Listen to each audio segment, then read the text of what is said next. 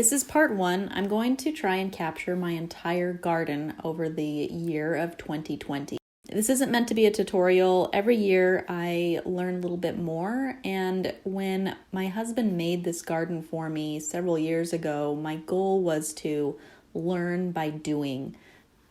And I think I've really come a long way. I've certainly learned a whole heck of a lot over the years of gardening.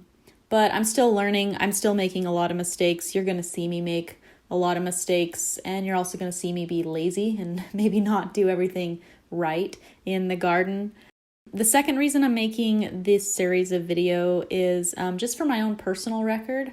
It's really fun to go back and even look just a few weeks ago how different the garden looks and changes throughout the seasons.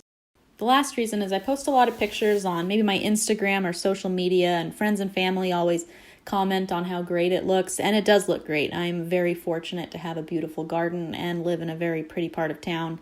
But it also takes a lot of hard work, and there's a lot that goes into it, and I think it might be just kind of fun to see all the steps that it takes to create a little garden. This video isn't going to show my pre-planning that I normally start in January on picking out the seeds, deciding where things are going to go, and there's a little bit of a process there. So enjoy this series. It's going to be in multiple parts. I hope I capture the whole year. So welcome to the 2020 garden.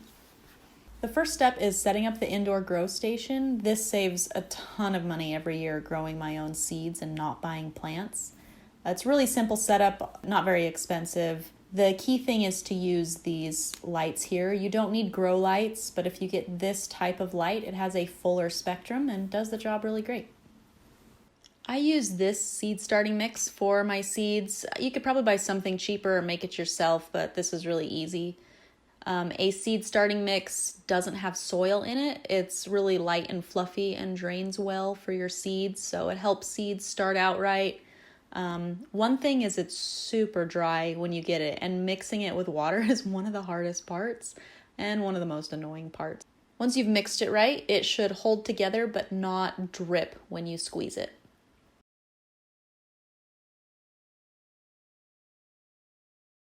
Then I pack it in with just a light press into my little pots.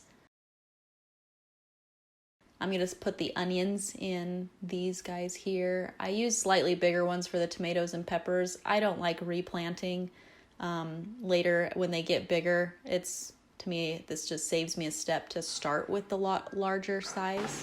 Here's all of my seeds. This is the funnest part, is picking out your seeds and looking at all of them. I have a lot of seeds from previous years too.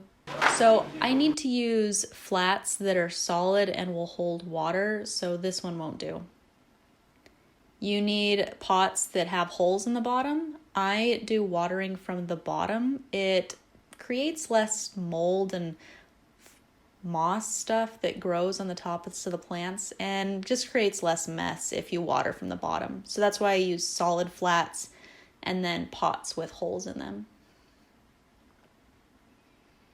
So I'm filling these all with dirt. This is one of my least favorite parts. This is normally when it's still cold outside. My hands are cold dealing with the soil.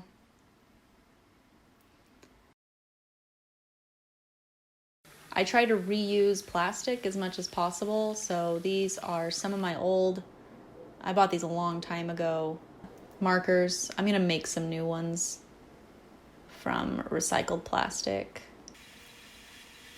Another hard part is organizing the seeds, not just deciding where everything will go and how many I should plant, but which ones should be planted when. After I've done it every few years, I've figured out kind of the onions and leeks are planted first, and then the peppers, and then the tomatoes. I'm starting everything a bit late this year, but I think it'll be fine. Everything always grows so big by the time it's time to put it in the ground. So these are the leeks. Leeks and onions and scallions really have hardy roots, so they can tolerate being packed in kind of tight together, because we'll separate them out when we put them in the garden. And then again, just lightly packing everything down. You want it packed enough that when you water from the bottom, the soil soaks everything up from the bottom. So I needed a few more markers to mark which seeds are which, so I just cut up this old mayonnaise bottle and I'm going to write on this.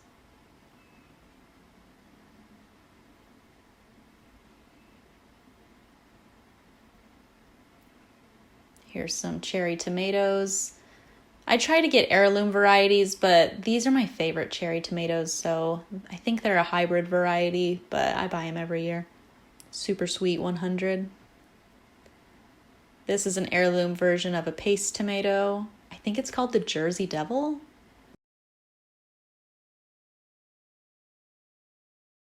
Here is a list on screen of my favorite places to order seeds from.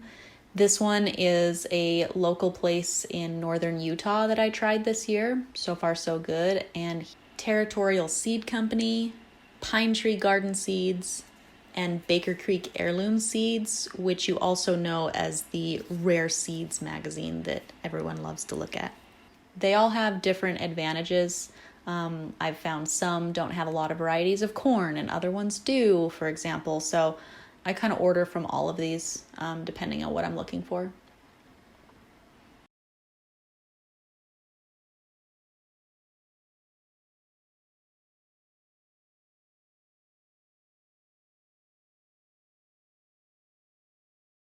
Looking good. And here they go under the lights. The key is to keep these lights as close as possible to the starts, almost touching them. In the beginning you can't because the little flags stick up, but you want to get it as close as possible so that they don't get leggy when they sprout. I don't use heat mats or anything. I keep my house pretty warm, about 72 degrees in the winter or even warmer. So they sprout up within a couple days.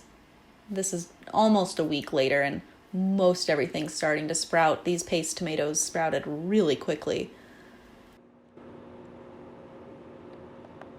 Here we are 21 days later, 3 weeks later, and everything's looking perfect. Pulling these guys out to look at them. Look how adorable. We have our tomatoes. These are doing just great. They're a little limpy.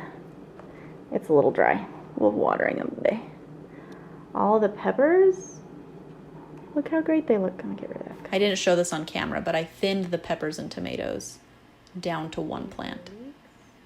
Green onions. So yeah, this might be the most boring of all the videos just because it's all inside, but this is a big step in my garden, is starting all of the seeds inside.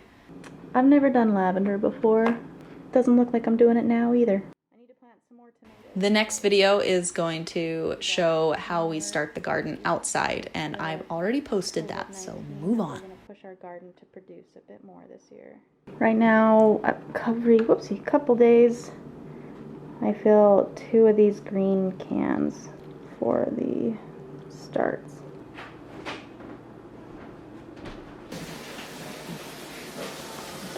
Tomatoes! So thanks for watching.